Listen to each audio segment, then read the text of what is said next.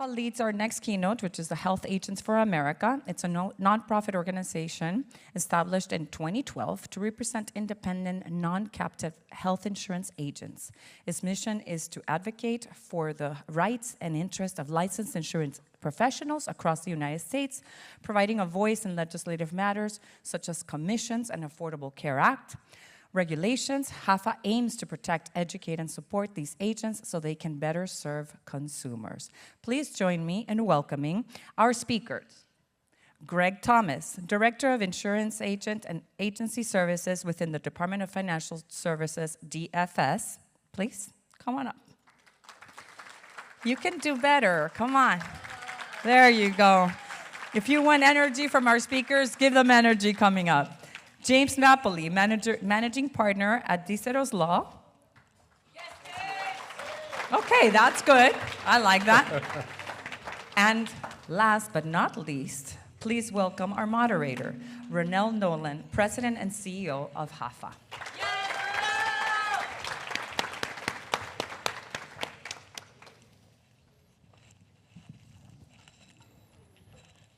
Boy, that's some bright lights. Yes. Thank you so much for coming. I think this is going to be a very important interaction. And more importantly, these two guys are amazing. I'm going to tell you a little bit about Greg first. When all the fraud and abuse started, a year or so, got really, really hard, I called him and asked if I could fly to his office and visit with him. He had no idea who I was. I had no idea that he would agree. And he said, come on down. So we've kind of been friends since then. He is a rock star and works really hard to combat fraud in Florida.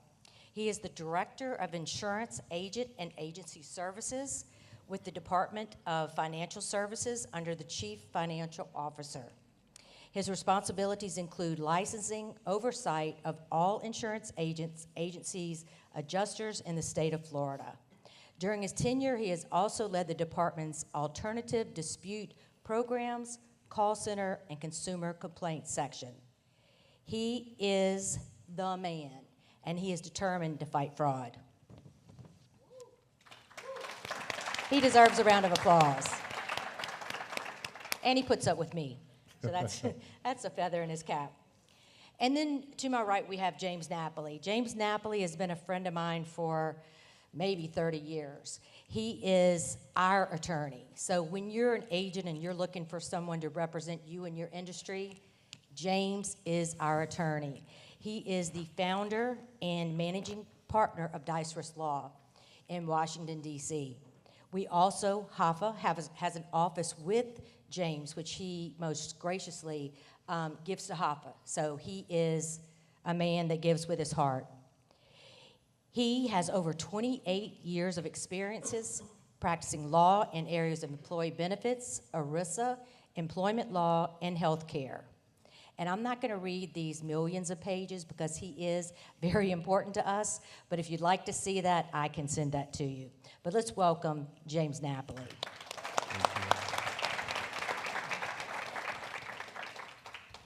So I'm supposed to act like Oprah Winfrey. I'm kind of more like Jerry Springer, but we can have some fun. So Greg, I want to personally thank you and thank you from all the agents across the United States for stepping up and making combating fraud a priority to you.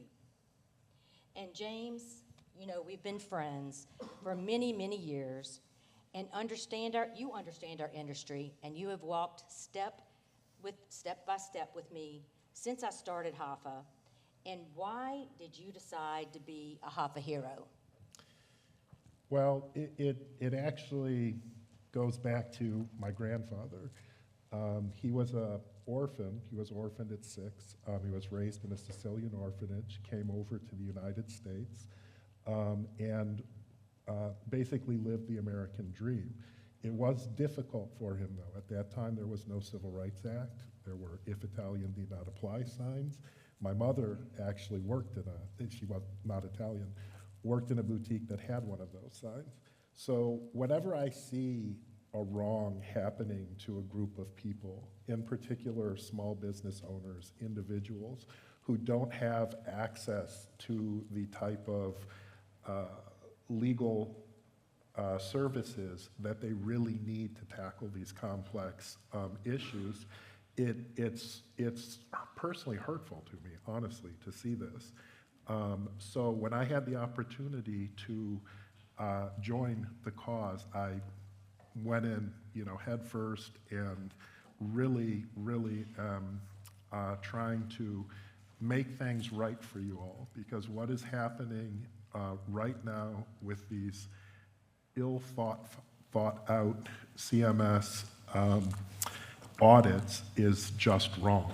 It's wrong. We all want the bad apples out of the bunch, but there are too many individuals who in no way committed fraud or abuse who are losing their American dreams, and that just has to end, period.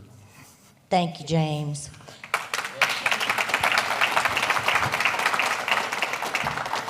Greg, Florida regulates insurance a bit differently than other states. Can you explain how health insurance regulations, as it pertains to the ACA product sales in the state of Florida?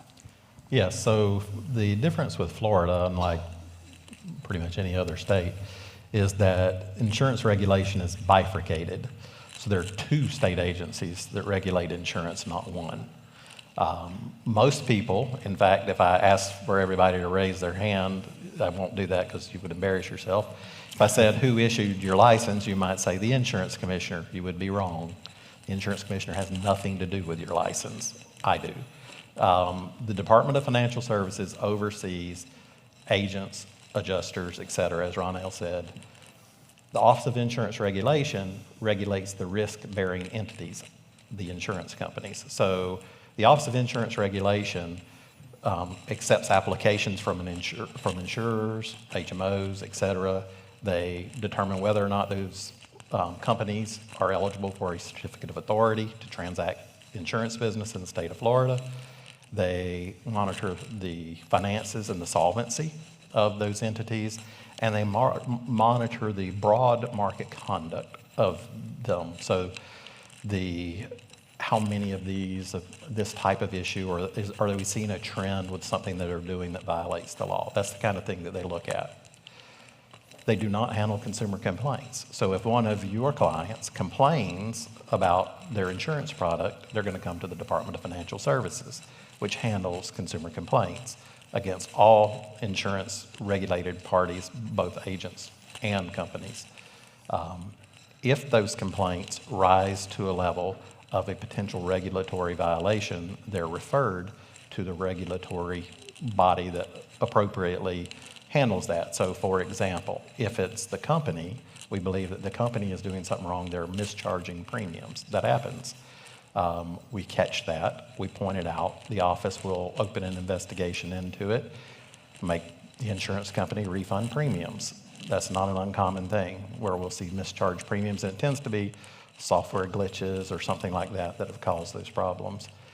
On the other hand, if the act was something that your agency or you did, that you misled a consumer, you misappropriated premiums, things of that nature, those are going to get referred to my staff in agent investigations.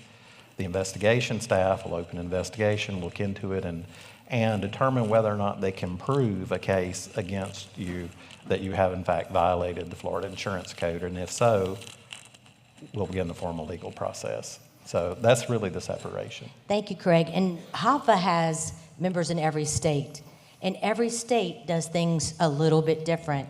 And the way Florida does it is totally different from Louisiana. So it's important that you get involved in your state and where you're licensed, because if you're licensed in Florida, you need to understand their rules and regulations. James, can you explain what is happening to good agents when CMS pulls their certification? Okay. So when the certification is pulled, here's the issue. There are two types of audits that CMS is doing right now. The first is what I refer to as the consent audit, where they're polling 5 random files, consumer files, under a particular NPN.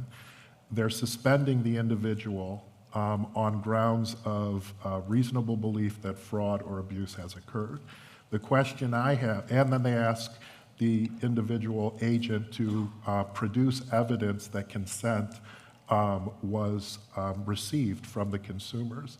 So my first question is, if you pull a file that has no consent, but that file, you know there will be no documented consent because there is no rule requiring that documented consent actually be filed with CMS, how can one have reasonable grounds to believe fraud or abuse occurred when they look at a file that they know they're not going to see any written consents? So the first issue is CMS has no grounds to have a reasonable belief of fraud or abuse just by polling a file based on consent. And therefore, they have no grounds under their own regulations to suspend somebody. There should be a pre-suspension letter saying, we have,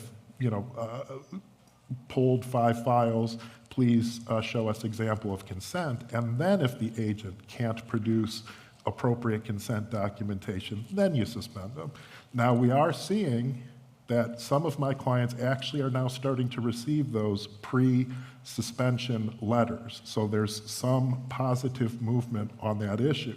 The problem is the people who have already been suspended and are on their way to termination. The second type of audit is using analytics, and we'll be talking about that in more detail. But suffice it to say, as anybody who listens to the news, AI, analytics, this is something I know very well. I built a company that reviewed medical bills for non-compliance and used analytics and whatnot. You can get a lot of false positives if you don't scrub your analytics properly, and we'll talk about that in more detail. Thank you, James. Greg, can you elaborate on the role of Florida Department of Financial Services has in regulating health insurance agents? Sure, and I'll piggyback on what James was talking about and take it a step further as this moves to Florida. So in Florida, to give you a sense of the scope, and most people have no idea how many licensees there are. One of the things I do a lot in small groups is ask the agents, how many agents do you think there are out there? So each of you put that number in your head real quick, what do you think it is? The actual number of licensees in Florida alone, 1.3 million. Most people come up in the tens of thousands or maybe even to 100,000, nowhere near 1.3 million. In fact, there are 471,000 individuals licensed to sell health insurance in the state of Florida alone. To give you some context of how large the universe of individuals you all are competing with is.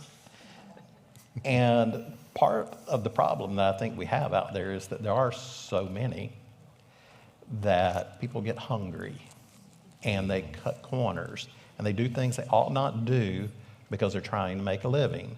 And in doing that, they victimize the public and they victimize you as good agents who do your due diligence and who do get consent and do the things that you need to do in selling an insurance product. I suspect many of you have probably dealt with some other agent stealing your business somehow during this process. It happens all the time. That's how Ronnell and I, early in our conversation got started, was some of the shenanigans going on with agents inappropriately getting into the healthcare.gov and changing agent of record, changing plans, and these kinds of things. We can, and if we get a case like that, so if a consumer comes to us and reports it, we will open a case and we will review that, we will get the documentation, and that information will become part of an investigation. We generally like to build those cases, so we'll have multiple counts. A single count case is pretty weak going into court. Multi-count case is very strong. So my investigations team is going to try to build multiple cases like that. We have the authority, and you may or may not know this, we have the authority to come into any agency we wish and look at your documents. So when you get a license from us, agree that we can look at your license, your transactions. We can show up at your door, knock on your door, say we're here to review your license records and your applications. We want to see the license on the wall. We want to see the proper documentation of everything that you've done.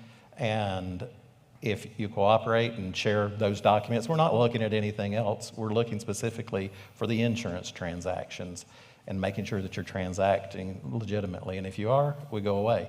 99% of the time, nothing happens in those cases. Occasionally, however, we will uncover, oh, there's a check in here that this person has received where they never deposited, and it's a year old. What happened here? We'll start asking questions. As to the CMS piece of it, so as CMS opens those investigations into what they're doing, and they issue that initial suspension letter, the department does nothing with that. So we'll ignore those because we know that that is sort of a preliminary step in the process. The agents are given an opportunity to try to defend themselves and present evidence. Once they do that, if CMS still believes that they violated, they will issue generally a 3-year suspension from the marketplace. So that's the action that they take, and they base it on fraud. That is the charge, basically, is fraud. At that point, we will pull that, CMS will notify us of that case. We get notified on the front ones, we just let them sit. And we know they're there, but we're not taking action until we get that final order. When we see that final order suspension, then we're gonna get those documents, we're gonna look at them. Florida has a reciprocal action law that is unlike most states. So in Florida, what our reciprocal action law says is that I do not have to prove up the underlying facts of what happened to your license elsewhere. I simply have to prove that your license was taken action against elsewhere. So for example, we started this largely because of FINRA. So we have a lot of agents who are dually licensed as life insurance agents and securities agents because a lot of securities brokers sell annuities and occasionally life insurance. And what we found were situations where the insurance part of it wasn't going on. We would have a securities agent who would sell securities and churn them and bankrupt retirees by misappropriating, churning, doing things like this. FINRA would bar them from the industry for life. We would get notice of that and we couldn't do anything with it because it wasn't a securities license, that it was all securities transactions, it wasn't an insurance transaction. We had our law changed. What the law says is if that other action is taken, we can take the same action. So in that case, we'll turn around and revoke and permanently bar the individual from the business. The same is true in this space. So if CMS suspends your license for 3 years for fraud, then based purely on that action, we can suspend your license for 3 years. However, in Florida, under our statute, a suspension of 2 years or more is a revocation. So each and every time this occurs, we will revoke the license of the individual that this happens with. Thus far this year, I've revoked 32 licenses. I have 50 more in the pipeline right now. Very important, and thank you so much. One of the first things I learned about fraud and abuse was from Mr. Thomas in flying and visiting with him, because I assumed there was some fraud coming out of Florida. It was easy. He could stop it. It would be over. And he said, no, Ronnell, you need to go to the state in which the fraud occurred, and you need to file in that state. And that was just mind-blowing. And so it was a new thing that we needed to learn, that we had to follow the money, follow where it was happening, and actually go to that state. And that's what he's saying. They would follow what that other state did. So let me piggyback on that, Sure. And that's very true. What will have happen in a lot of cases is we'll have a Florida-based agent who is doing some of the shenanigans we're talking about. They won't do it in Florida because they don't want us to catch them. They'll do it in Vermont or Utah or wherever. They will change policies of individuals in other states where they have a non-resident license. And those state regulators will come to me. I just had a conversation with another state a couple of weeks ago, and they're like, what do we do about this? I said, the action, that contract is situs in your state.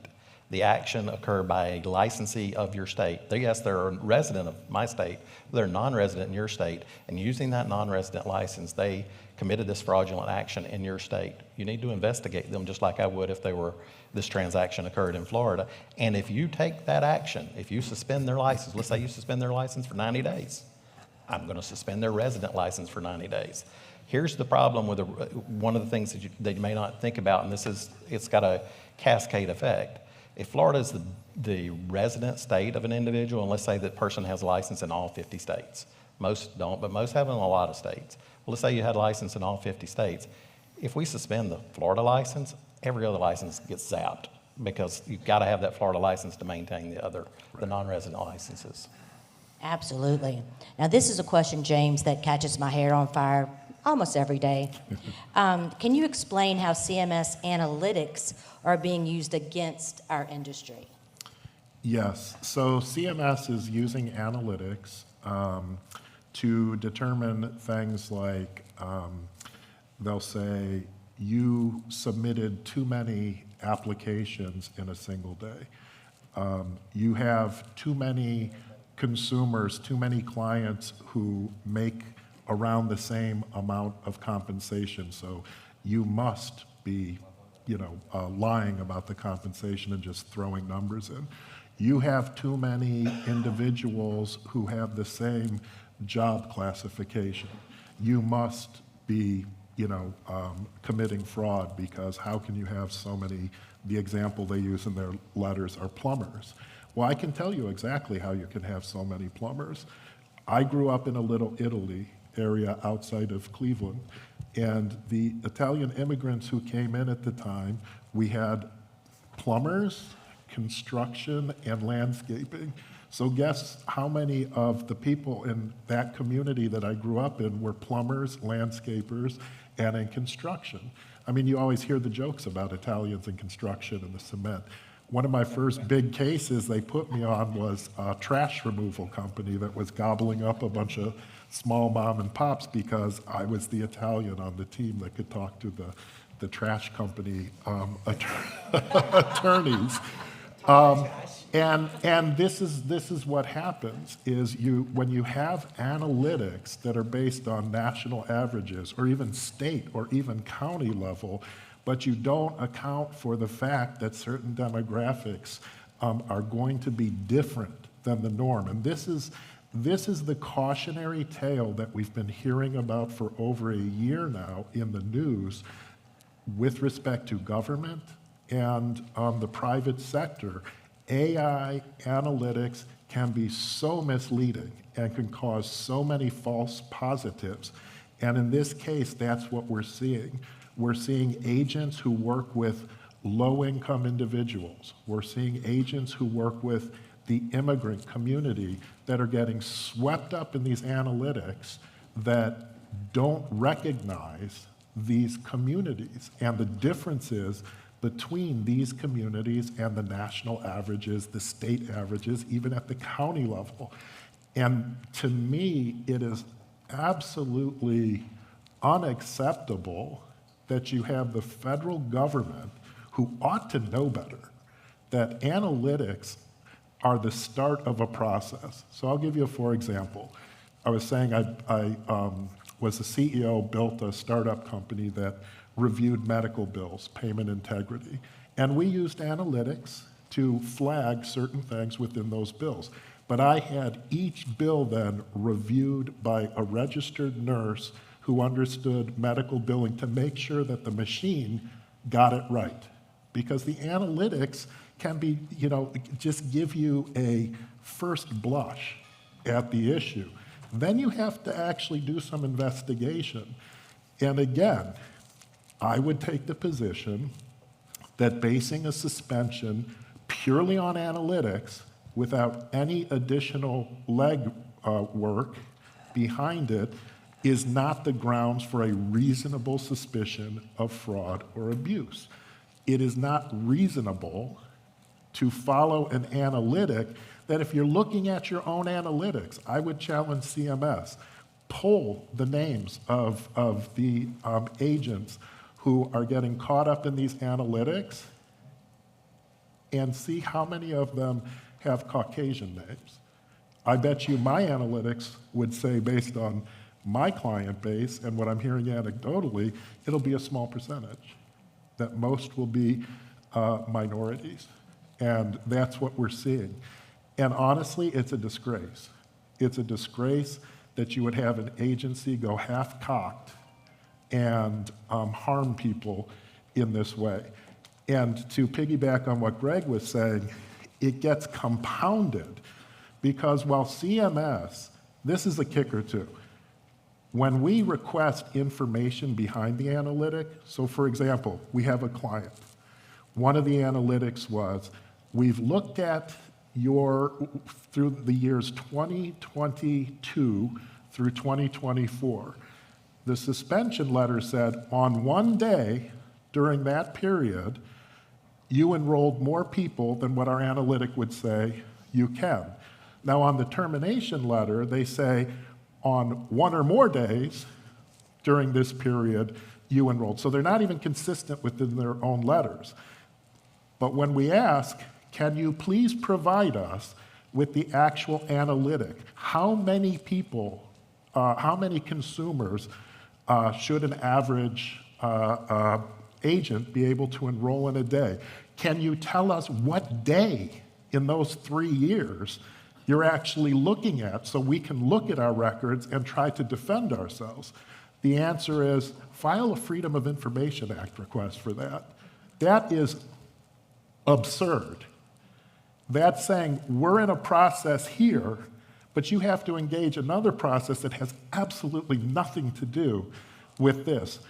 CMS, in my opinion, is so out of compliance with their own regulations, their own rules, the Constitution of the United States, and is not giving individuals due process. How can I defend myself against a phantom analytic? Because I start to question who's committing the fraud and the abuse. You're not even telling me the analytic that you're using against me, and you're going to take my livelihood away? Well, wait a minute. Do you even have a true analytic, or are you just pulling that out of your hat? Because I don't know if you have an analytic. You won't tell me what the analytic is. Well, see, I told you I get upset about this. And I'm just going to hold it. Thank you.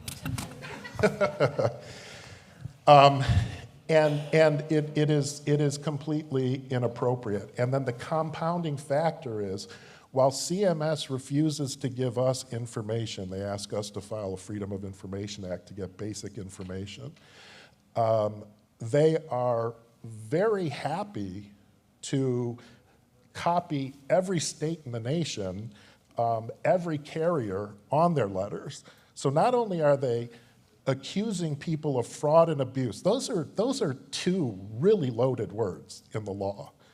And honestly, you have to show an intent to try to, in essence, steal from the government. You can't gather intent off of analytics. You can see patterns, but again, you have to prove more in order to show fraud. But nonetheless, CMS is very happy to tell every state agency with oversight on insurers where you're licensed and every carrier about their reasonable suspicion, which is not reasonable. Maybe they have suspicion, but it's certainly not reasonable. And what that does then is it triggers the states to begin their action. We have clients where they've actually gone through a state audit and they've passed with flying colors. They've showed the consent. But in speaking with Greg, if that same individual is terminated by CMS, Florida's going to terminate them unless we can get in early enough in the Florida process and make the argument.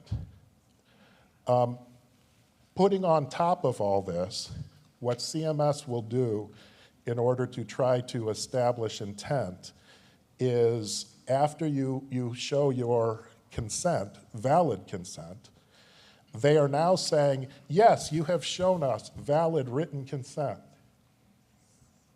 However, we called a few of these, of the 5, we called consumers A, B, and D, and they said they don't know who you are, or that they were already enrolled in some other coverage and were not eligible.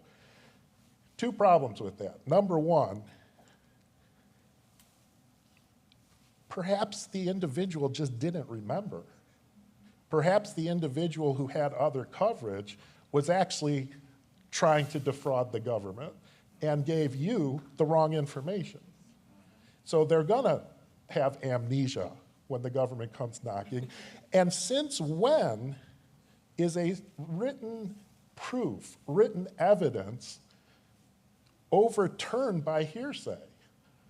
Again, we don't even know if CMS is actually calling these individuals or if it's made up. Why? CMS won't give us any proof that they made the call. File a Freedom of Information Act. So again, who's hiding the ball? Who's engaged in abusive practices? They are ruining people's lives, and they know it. And I'll tell you where the real culprit is. Again, this is my opinion. We have platforms, ACA platforms, that are a smorgasbord of PII and PHI that are open to the public, basically. All you need is a phone number. I've had agents demonstrate to me how easy it is. So the bad actors, it's easy. It's like shooting fish in a barrel. So the real issue here is we have platforms that are sieves, that are just pouring information out there for anybody to take. And rather than look inward at themselves, CMS and those platforms wouldn't pass a HIPAA audit. They're scapegoating the agents. That's my opinion.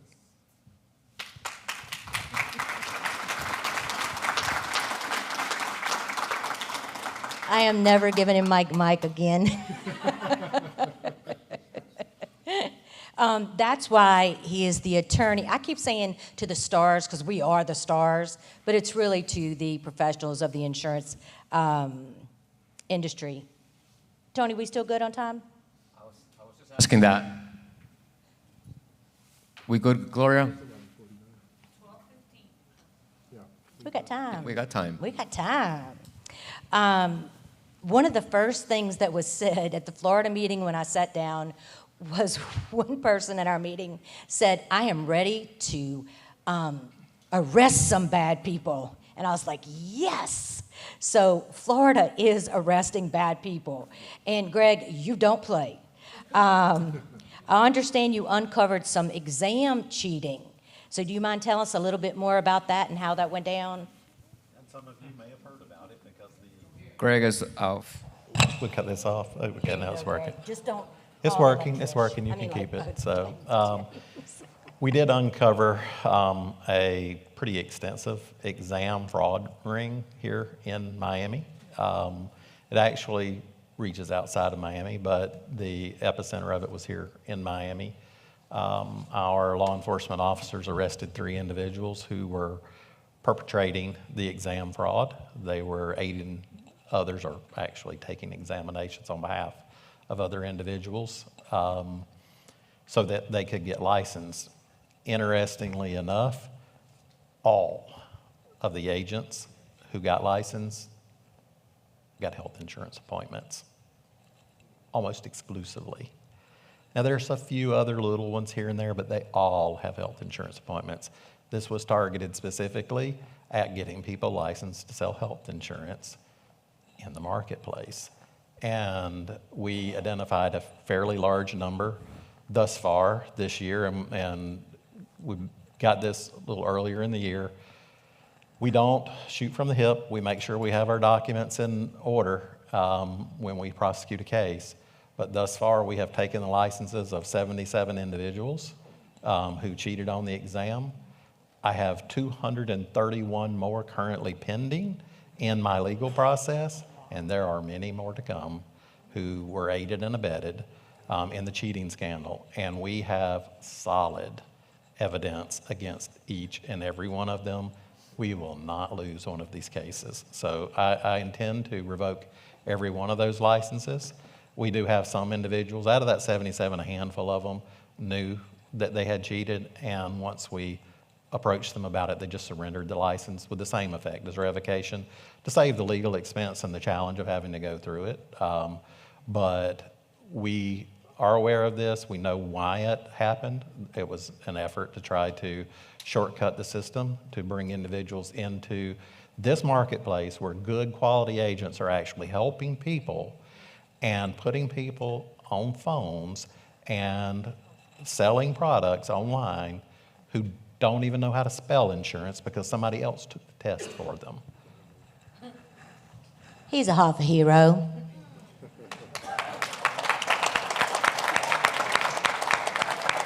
Now I'm going to divert down this road just a little bit, and I'm going to change the subject just a little bit. Before I could get on the plane, I had to go overnight some letters to President Biden, Vice President Harris, President Trump, HHS, CISIO, and every other top agency in Washington. And James, I'm going to ask you, what are your feelings about insurance companies such as WellCare dropping their Medicare Part D premiums to zero and dropping commissions for agents and brokers? Should we work for free? No. Just saying. Oh, I'm sorry. I hesitate, but I think the answer is no. You should not work for free. Again, this is part of the gaming of the system. And the difficulty is, as I think Greg said, and to be fair to CMS, even though their process is screwed up, is they're overwhelmed. You know, there is so much fraud going on. Now you've got the carriers, and the carriers are very good at playing the game. They know where the laws are, they know how to take it right to the edge of the law, and they know how to make money. I mean, they're bringing in billions in profit, not in revenue, but in profit. So that tells you something about what the carriers are doing. There will be a day of reckoning for the carriers as well, because they are part of this whole process in terms of the ACA audit side of it and some of the things they're doing. Now they're starting to do their own audits. They're doing copycat audits off of CMS's. So now we're going to have a question of, what if Aetna clears my client on an Aetna copycat audit? Will CMS acknowledge that and say, okay, yeah, you're right. There was no fraud here. But what the carriers are doing, and they're playing these games where they go in, they artificially lower the premium, get the market, and then they will gradually ratchet it up, and they'll have their own captive agents. And you know, let's be completely honest. When ACA was passed, when Obamacare was passed, the idea was that within 15 to 20 years, and we're about 15 years out, healthcare would be purchased by the American population very much like we purchase our travel plans. Travelocity, Orbitz, healthcare.gov, Health Sherpa. And when you look at what's being talked about on the Hill and has been for some time, that's the plan, with then a buyout for people who have the wherewithal to buy out of that system and get their own private health coverage. So this is all a game, and the issue here is, number one, we have to hold the carriers and the government accountable for their actions as they hold you. Anytime there's a relationship between parties, you have an agreement with CMS, and while they're trying to hold you to that agreement, you too should hold them to their side of the bargain and hold them to their rules. Same with the carriers. Carriers have inherently been carnivorous. That's their nature. They are carnivorous towards employer groups. They are carnivorous towards individuals. And in their carnage, they try to own the entire silo, which is why they pay zero commissions, discourage you, dissuade you, and then as they start ratcheting up and making money, then they, again, will use their internal sales teams to sell this. Again, is that lawful, unlawful? It's likely that it's lawful technically. Is it ethical? Is it, no. Some would say it's very shrewd business practice, and it is, but it's commensurate upon the industry, the agents. This is something Ronnell and I have been saying for years. You all have to fight for yourself, and that with partners. But you need to take up that mantle because there is a huge transition happening within the industry. There are going to be big winners and there are going to be big losers. The government knew this when they passed Obamacare. Just like we're celebrating 50 years of ERISA this year, the government knew in passing ERISA that there were going to be companies that would shutter because they could not afford what ERISA mandated of them. And that's okay because there was a bigger mission at that time.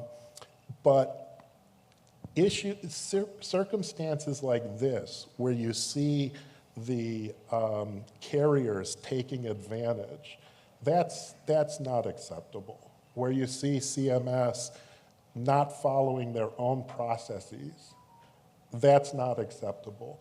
And we have to raise our collective voices, and that's what we're doing. With HAFA, we're on the Hill, we're talking to both sides of the aisle on this, and believe it or not, in the very divided political system we're in right now, this is one area where there's bipartisan support to stop the fraud, but also to stop the hurt that's happening to good people, because these audits not only hurt you, but they hurt the consumers. So there are actually two victims here. So I know I ramble, so I'm gonna stop there. I love you, that's okay. HAFA was the first association that put out a fraud reporting tool because we were so confused. Agents and brokers didn't know what to do with the information. Their clients were being taken, they were being placed with other policies, and when I met with Greg, we talked about this. And I'd like him to tell you how Florida handles complaints regarding to ACA sales, including reports you receive from CMS where it suspends an agent's access to federal marketplace. So what do you guys do as far as fraud? And what should, majority of the folks here are from Florida.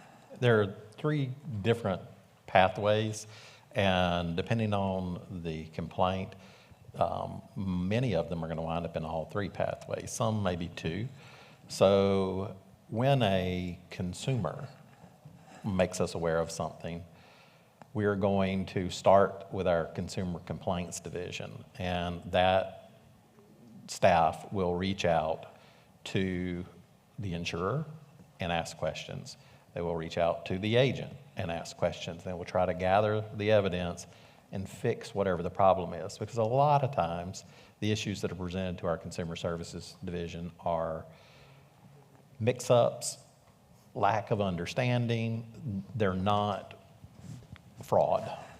They're not regulatory violations. They're simply somebody forgot to do something. It's minor stuff, and we're able to rectify the situation, help the consumer, help the agent, help the company get everything back in line like it's supposed to be, flowing like it's supposed to be, and then we step back out of that, and that's the end of the process.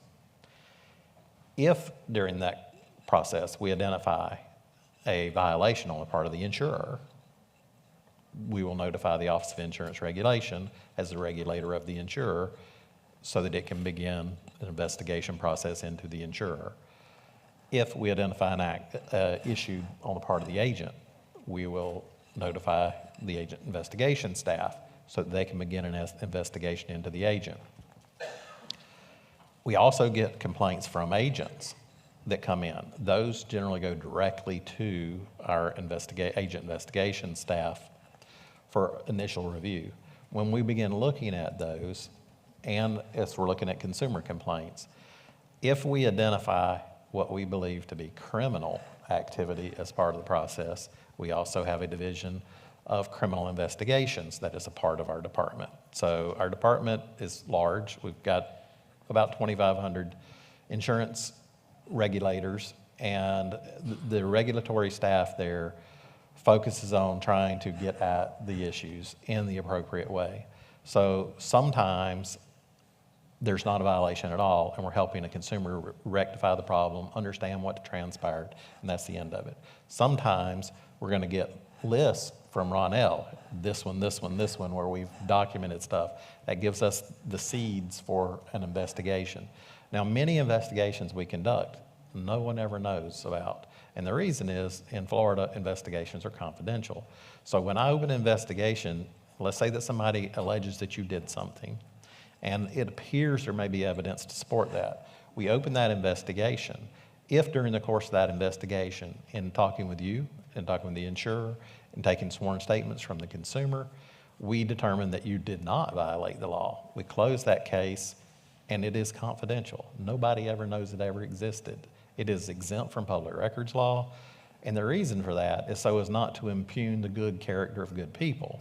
However, if we believe we have built a case against you, I will sign a document called an administrative complaint that files formal legal charges against your license for having done whatever it is that you supposedly have done. We don't get to that point without a lawyer already reviewing it and believing, and I can assure you I've got enough cases that our lawyers are not going to take a weak case. They're going to take only a case they know they can win. So we've got good evidence in there. If we go to that point, we're in a pretty good place generally. We seldom lose them because we've built strong cases, and I have a good team of investigators, and they know what will fly and what won't fly in the legal process. But if there's criminal activity, what we're going to do in many cases is we're going to hand that off to our law enforcement folks, and we're going to push the pause button on our case. And there's a reason for that. Because if the criminal activity occurred and they go down the process of investigating the crime, say there's fraud, generally it's going to be misappropriation or application fraud and those types of things. They identify the fraud, they can prove the fraud, they will file formal criminal charges in local court. They'll use the state attorney's office to do that, and they will attempt to put the person in jail. That's the end goal. The reason we pause our case is because of another law that we have that says if you are convicted of a felony crime or of a misdemeanor related to the financial services industry, your license is revoked by act of law. It's gone. And if the act was related to the business of insurance, not only is your license gone, it is permanent. You are permanently barred from ever being in the industry again. So if I take the action, I might be able to revoke the license 2 years later. Revocation is a 2-year window. After 2 years, a person can apply again. We don't have to necessarily give them a license, but we might. If the criminal side takes the action and the criminal charges are successful, even if the person doesn't wind up doing any jail time, that charge will keep them out of the business for life. And so we will turn around and revoke the license after the fact. Tony, can you take the clip of what Greg just said and send it to CMS? Because he just laid out an appropriate process where you actually have to build your case before you revoke someone's license. Thank you, Greg. Yeah. And I say this, let me interrupt you for a moment. I say this because I started my career as one of you. I am a licensed insurance agent. I hold a 220 and 215 license. I have been a licensed insurance agent for over 38 years. But I've been an insurance regulator for the last 32. So the first 6 years of my career, I worked as an agent. I've been in your shoes. I've sold health insurance. I've sold life insurance, annuities, auto insurance, homeowners insurance. I know it's tough out there. It's a difficult way to make a living, but it's a very rewarding career because you get to help people. So I appreciate what it is that you do. And I also appreciate that when the bad actors get into the mix, they can really mess you up because they steal your commissions and they also can mess up your clients who you feel an obligation to. So I want to do the right thing by you. That's why we make sure our cases are solid when we move them forward.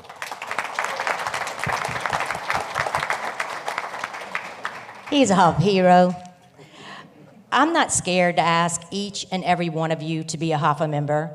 I'm not scared at all. I think you all should be. But what's important is some of you might not be, and that's okay. I'm still going to be your friend, and I'm still going to support you, and I'm still going to go to Capitol Hill, and I'm still going to fight for you.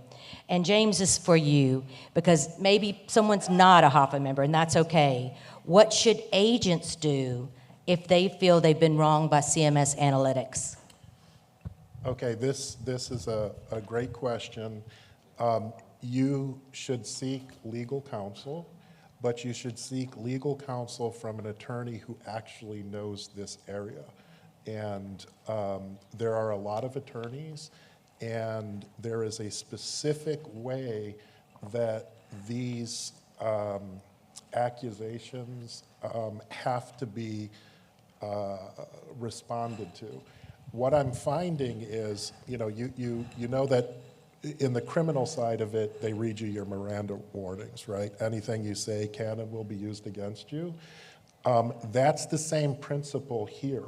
So I have some clients who did the initial response themselves, and CMS is now using what they said in that response against them, and in some ways twisting what they said. Because, granted, it wasn't maybe stated the way that a regulator might, state it, or an attorney, and that's part of the problem, is there's a whole language to all of this.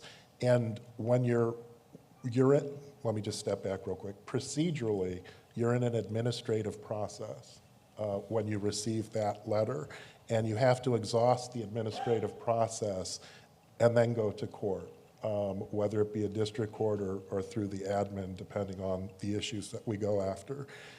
So it's very important to set the table for that lawsuit during the administrative process.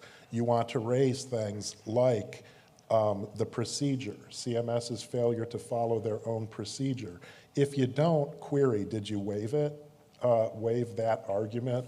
Should you go to the courts with it?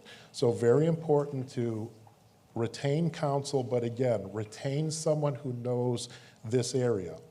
A lot of attorneys are similar in terms of there are a lot of licensed attorneys, and there are a lot of attorneys who are hungry out there. Statistically, attorneys as a group make less than school teachers. It's only a small percentage of attorneys who really, make a phenomenal living. And therefore, you're going to get attorneys who, I can handle this. This is, it's easy. It's process. They wronged you. You didn't commit fraud. But there's language that's specific to this industry that you have to understand and appreciate.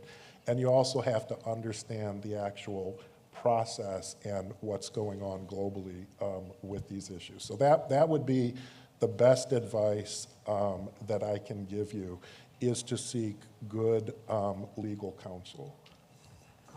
Ronnell? Guys, please scan the QR code, and so we can get the questions out to the panel, and you guys can continue going as I get the questions. Just let me know. I'm sorry that attorneys don't make enough money. And a lot of times, agents and brokers make less than minimum wage. When you calculate the time we spend on a person, finding out what their drugs are, what their doctors are, what their families are, what they need, it's less than minimum wage. So, we po, you not. Just saying. James, I did have one more question for you. Well, no, I'm going to throw this at you, Greg. It's a silly question, but we're all silly. What were your thoughts when you received a call from a crazy Louisiana lady fighting fraud wanting to meet with you? What did you think? Honestly, I thought good, and I'll tell you why. This has been a difficult situation for us. James touched on some of the challenges with the platforms and with CMS, and we want to do the right thing by the good agents, and we also want to get rid of the bad agents as quickly as we can. And so we're trying to find as much information as we can from any source that we can get it. So when the crazy lady from Louisiana called and said, hey, I want to talk to you and share, I'm like, well, good. Maybe we will learn something more. And as I talk to other state regulators, as I talk to agents, I learn more and more about what's going on in this process. It is difficult, and there is this issue with systems being Swiss cheese and so many holes in them that the bad guys are able to work around and do harm to you, do harm to your clients. I mean, some of the horror stories out there, I mean, people that were on a transplant list and somebody switched their insurance, they wound up losing the organ when it came due because their insurance got switched and died. That's the kind of stuff that's happening out here. As I told Ronnell, on situations like that, personally, I think the agent that made that change ought to be charged with manslaughter at a minimum. I mean, it's just sickening, some of the stuff that goes on out there. And most of you probably have been victims of these bad actors out there as well, because they are going after whatever they can get. And it's sad because we don't have enough resources to get every single one of them, short of others helping. So when somebody steps forward and says, hey, this is what I know and this is what I can do to help, that's great.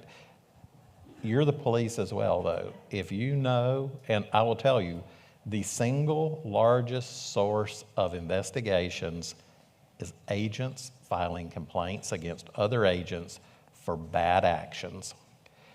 Somebody churned or twisted and stole your policy, said something. You start seeing that stuff, report it. That's what we're there for. Let us know what's going on out there so that we can build a solid case against that person and take their license.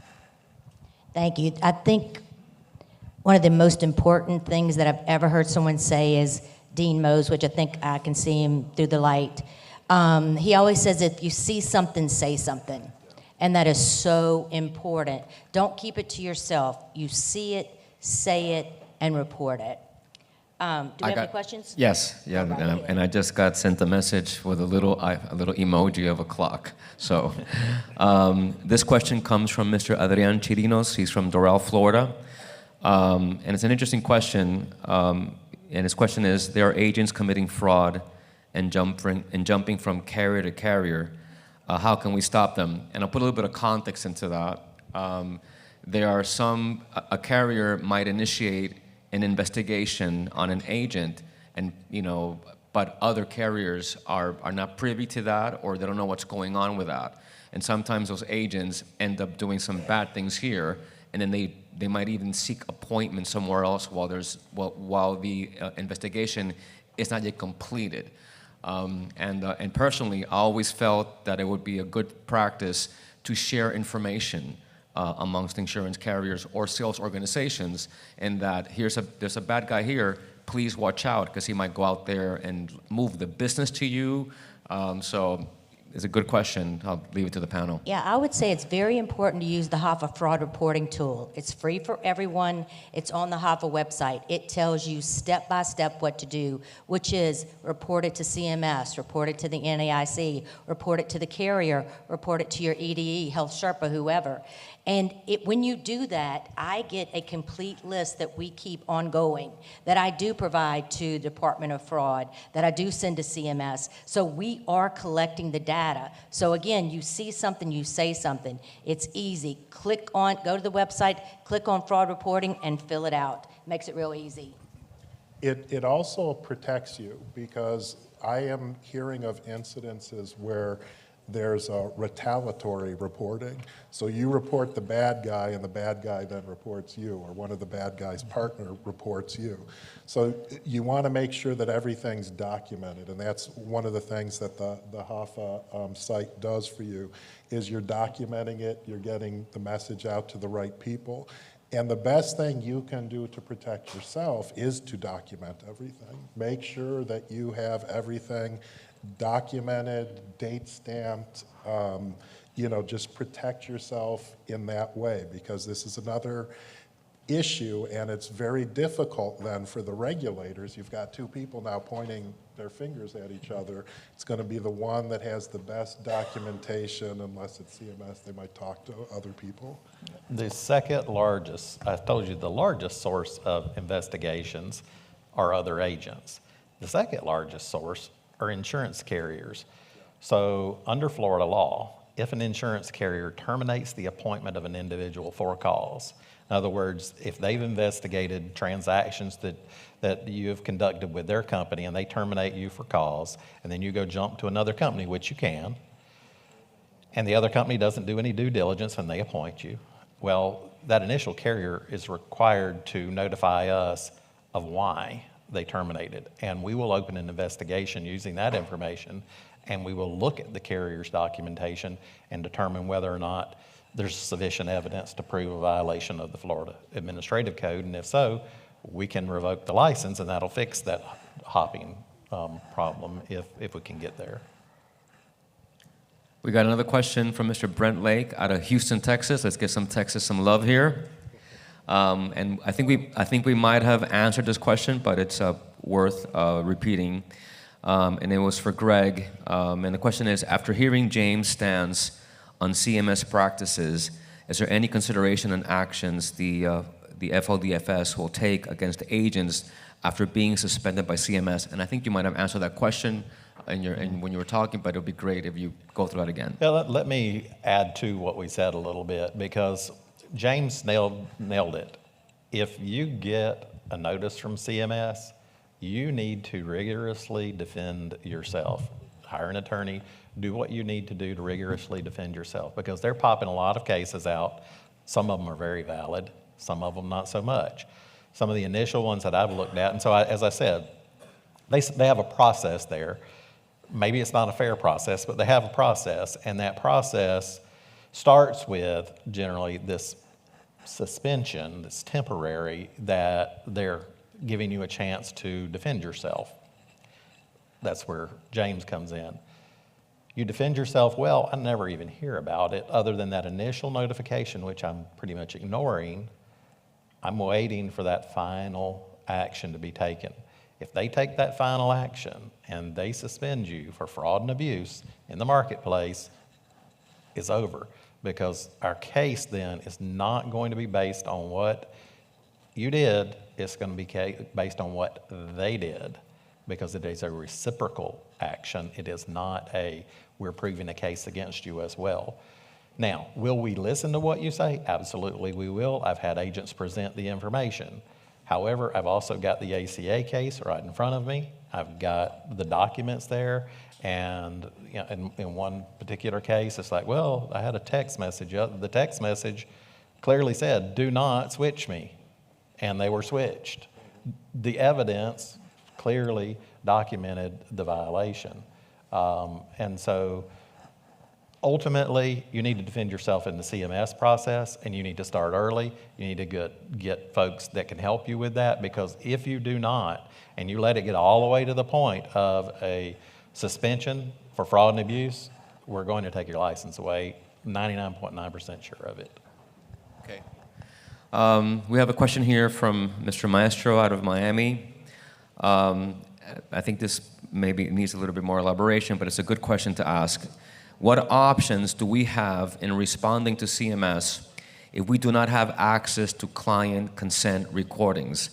I'll put some context into that too, which is there was a lot of confusion last year when CMS asked for that sequenced consent approval from the consumer, and a lot of agents were doing it, but they were not doing it correctly as far as saying, yes, the customer said, yes, you can retrieve my records, signature, and then at the end, the other acknowledgement. So any advice on that for this agent, James?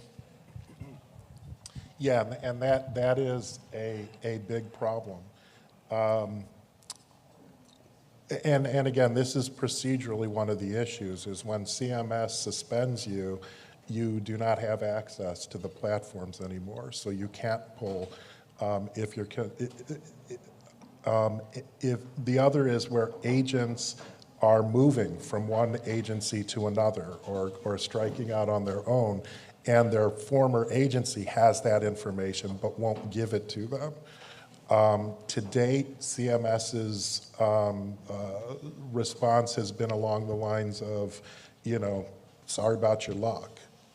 You need to figure that out. So again, another reason to have legal involved, to go to that agency and say, listen, here's what's happening, and unless you want to be brought into this entire process, you need to give my client those access to those records. And piggybacking on that, in Florida, the way that our agency law and such is structured, each agency is required to have an agent in charge. And if your agency is anything other than you doing business individually under your own name, you have to be licensed as an agency. If you employ anybody, if you use a fictitious name, any of those things, you've got to be licensed as an agency. So most are. So in the situation James just described, where one agency is holding the evidence of another, I can go into that agency if the agent we're investigating tells us that is the case. Now, this may be happening at CMS, so I wouldn't necessarily have that opportunity. However, if the actions of that agent, let's say that CMS takes action against that agent, and those activities occurred while they were employed at the other agency, that other agency who's mad at them because they left may well wind up with the agent in charge of that losing their license, because they were the agent in charge of the agency who aided and abetted this person in committing the fraud. So they need to cooperate, is my point. So guys, we're gonna wrap it up. Gloria,